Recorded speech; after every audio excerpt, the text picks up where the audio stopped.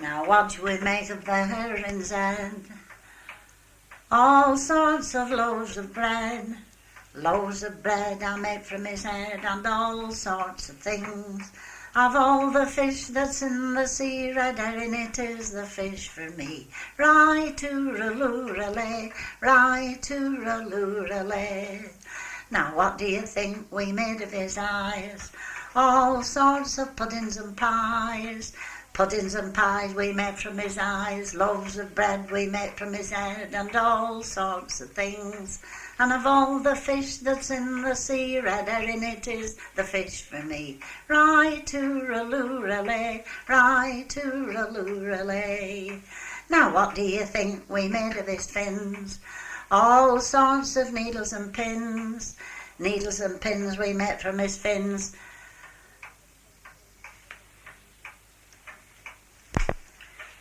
Needles and pins we make from his fins, puddings and pies we make from his eyes, loaves of bread we make from his head, and all sorts of things. And of all the fish that's in the sea, red herring it is the fish for me. Ri-too-ra-loo-ra-lay, ri-too-ra-loo-ra-lay. Now what do you think we made of his tail? As nice a ship as ever set sail. A nice a ship as ever set sail we made from his tail, all from his fins we made needles and pins, from his eyes puddings and pies, loaves of bread we made from his head, and all sorts of things. And of all the fish that's in the sea, red herring it is the fish for me. Ri-too-ra-loo-ra-lay, ri-too-ra-loo-ra-lay. Now this one about the hospital. Yeah? I don't know, a woman going past the hospital and who met her friend coming out now, who said, "Hey, I've not seen you for a while. Have you not been so well?" "No," she says, "I've been in there." "Oh, what's been up?" "Oh," says, "I'm not going in there no more. You've no idea what they've done at me." "Oh," said her friend, "whatever have they done at you?" "Oh," says, "they've taken my appendix out. I'm not content with that, they've kept it." Her friend says, "Hey, I wish they'd have told me sooner, love. I could have given her some good advice. If they'd had it put in the husband's name, they daren't have touched it." The egg timer, what's this then? The same old lady met another friend, and she was in deep mourning. She says, "Hello, Mrs. Smith, I've not seen you for ages. Have you had a bereavement?" Said, "Aye, I've lost the old man." "Oh," said, "I'm very sorry. Where have you laid him to rest?" "I've not laid him anywhere." Says, "I've had him cremated." "I didn't think you'd have done that, and you're in a family vault." "Well," who says, "I've had him cremated." And she was playing with a little box in her hand, and her friend says, "Don't tell me you've started taking snuff." She says, "No, these are the old man's ashes." "His ashes? And what are you going to do with them?" "Oh," says, "I'm going to have egg timer made on them. They're not very weak, totes I'd never worked while he were a living. I'll buy legs with him nice, dear." I didn't know what you were I didn't know what you were going to do.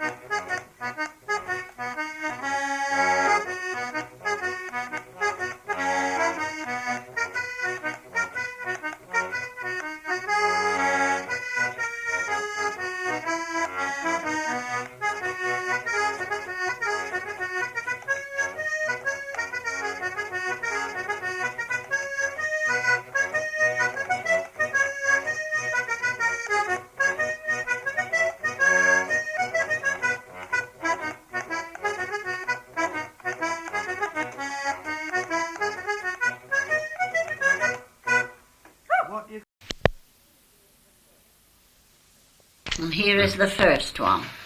And the name of the song is? The name of the song is Green Bushes. Of course, there's another rendering of the Green Bushes, but I couldn't say whether it's the same song or not. Yes, right, yeah. "Oh, 'twas all the fair damsel in London did dwell, and for wit and beauty no one could excel. For a mistress and master She'd served 7 years, and what befell that pretty maid you quickly shall hear.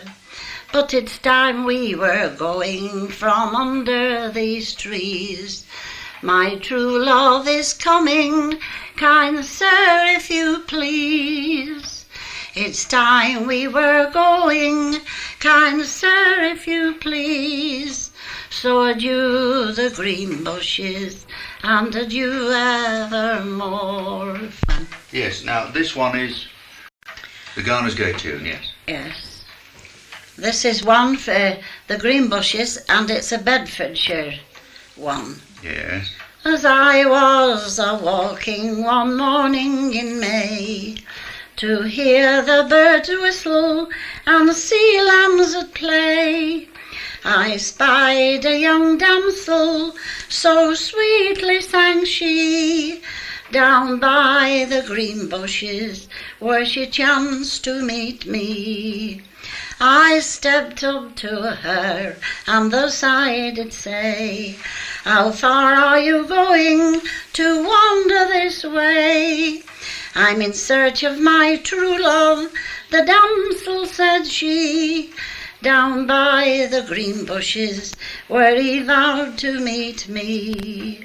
I'll give you fine petticoats and fine silken gowns. I'll give you fine petticoats, all flounced to the ground, if you will but love me and always prove true, and forsake your own true love who does not love you. I want none of your fine petticoats, your fine silken gowns. I want no fine petticoats, all flounced to the ground. If you will but love me and always prove true, I'll forsake my own true love and get married to you. Come and let us be going, kind sir, if you please. Come, let us be going from under these trees, for yonder my own love is coming to meet me, down by the green bushes where he thinks to meet me. But when he got there and found she was gone, he stood like a lambkin that was all forlorn. She's gone with some other and forsaken me. Farewell, green bushes, forever. Farewell, said he. I'll be like some schoolboy, my time spent in play. I'll never again be led foolish away. The false-hearted girl shall deceive me no more. Farewell, the green bushes, it's time to give o'er. 2 farmers met in pub, and one says to t'other, George, what did you give that mare of thine when it were ill? Oh, he says, I'll give it a quart of pink paraffin. Ah, he says, I thought that's what they said. They met again a week after. George, he says, what did you said I give the hurt mare when he were ill? He says, a quart of pink paraffin. Ah, he says, I thought that's what they said. I went home and I gave my mare a quart of pink paraffin. But when I went to stable the morning after, it were dead. Oh, says t'other out chap, I wondered what killed mine. A young curate was detailed to take all the services at a little country church, and all the village turned out to welcome him. And he was detailed to have all his meals at a little farmhouse where there was only the old man and his wife. So the old lady says, John, while yon young curate's coming, kill a cock chicken. I'll bet he's hungry. So when they came home from morning service, the old lady had the cock chicken all trimmed up and piping hot, and to their dismay, the curate ate the lot. So while they were at afternoon service, the old woman did another cock chicken, and the same thing happened at tea time. Well, they didn't know what to think about this, so the farmer says, oh, Reverend, would you like to go round the farm before we go to evening service? He says, I would, farmer. I've had a wonderful day. I've never had such food. Well, they went round farm, and when they were coming back again, they put their face over the hen pen. And as the curate looked over, a huge Rhode Island cockerel looked at him, flapped his wings and gave such a crow. My word, said the curate, that's a proud bird. How he crows. Aye, said Towpaths, there's not so many sons can say what he can. He's 2 sons at ministry at his age. There was a young curate preaching his first sermon, and as is usual, they get a lot to go and take off and criticise, and there was no room in the church. It was so full for the old verger, so they put him a chair beneath the pulpit. This quite suited the young minister, and when it got to the sermon, he got very carried away, and he said, I'm very pleased you gave me such a welcome, kind friends. Now my sermon is, I will come down amongst you. You won't forget now, will you? I will come down amongst you. And he hit the board that hard that the boot fell off and hit the old verger a crack on the head. The preacher nipped down out of the pulpit. He says, I'm sorry, verger, are you hurt? Eh, lad, he says, it's all right. It's my own fault. That told me twice they were coming. Not to sing. Yes, this is one of your father's. This is an old song that my father used to sing, and he used to always bring tears to anyone's eyes. But I'm sorry, I only know one verse. But it'll give you an idea of the times they lived in those days. For I am a poor old cobbler, and my working days are o'er. I'll never mend a pair of shoon, nor touching no more. If they part me from me old wife now, 'twill break my heart, I'm sure. For they're sending me to work as now, because I'm old and poor.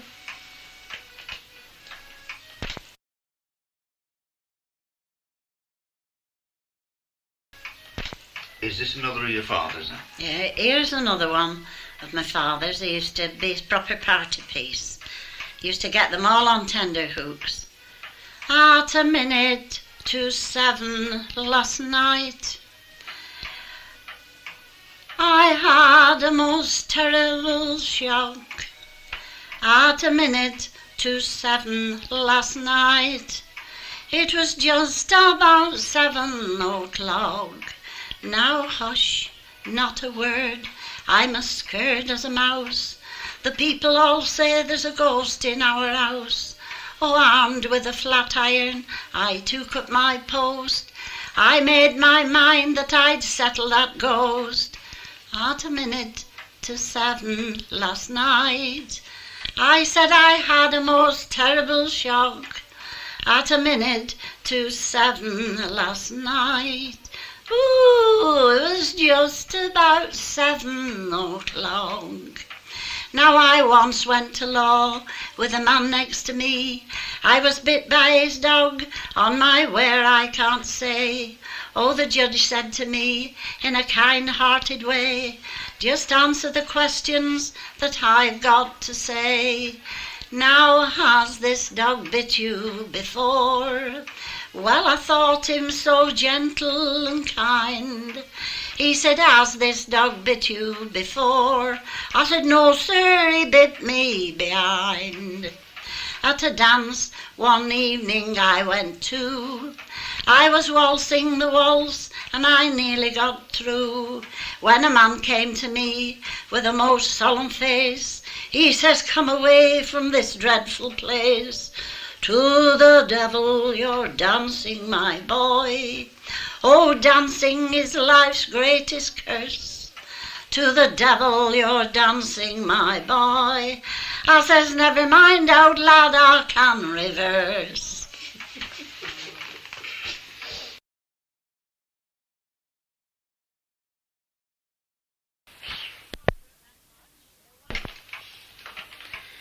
Yes.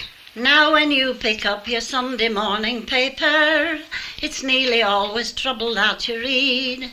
There's man and wife always having strife, for separation each of them will plead.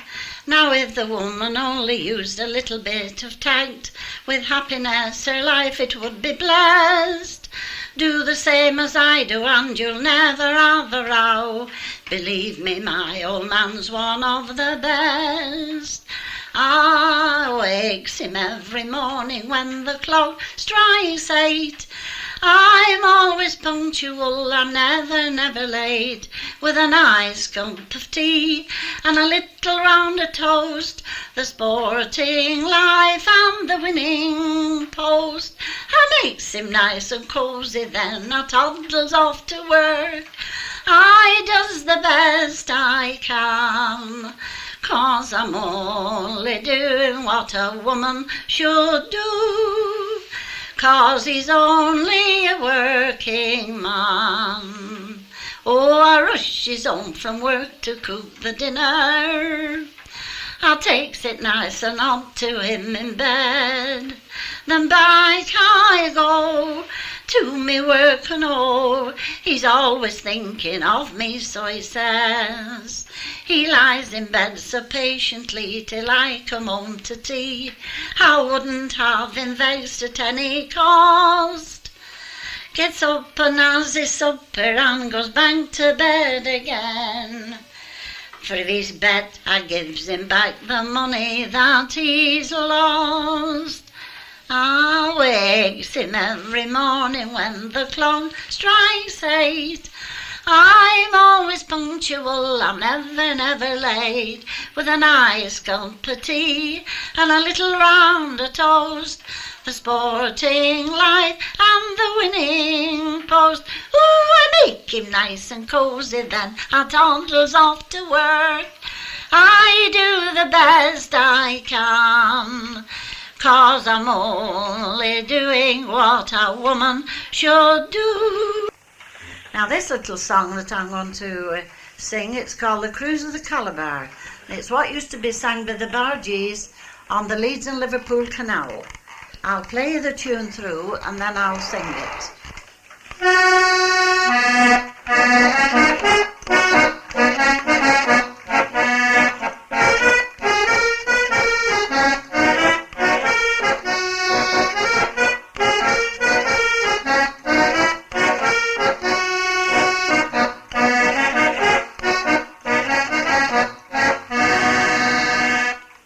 When I were young and in me prime, as lazy as could be, I stepped on board a Bradford fly, her number were 23. As we set sail for Gorsey Bay, we got lost in a terrible fog. The only mate on board the flat was Dooky's Airedale dog. Now when we get a bit farther on, we met out 21. John Dakin, he was steering, he'd a Bradford fly along. That Bradford fly were old Dolly's John, old Dolly stood on bow deck, when tore up broke and catched old Dolly a pelt up back at neck. We sailed along quite merrily till we come to Entryval, and then it started raining. By gum, it went dark with cloud. I catch me foot in stern rail, went slurring right on deck, and I went it fast down scuttle hole, and I nearly broke me neck. Me father were down in cabin, he were having his bit to scoff. He said, "Now lad, be careful, thou welly knock kettle off. Thou better frame and start pumping, for I think we're sprung a leak." And I wished I'd never gone booting, for me living for to seek. We ended up with boat in pawn shop, and our crew were in Wharton jail. And I'm the only survivor who lived to tell the tale. I've had some happy memories and bad ones too, I vow, But I'll never forget when I were first met on board of the Calibar.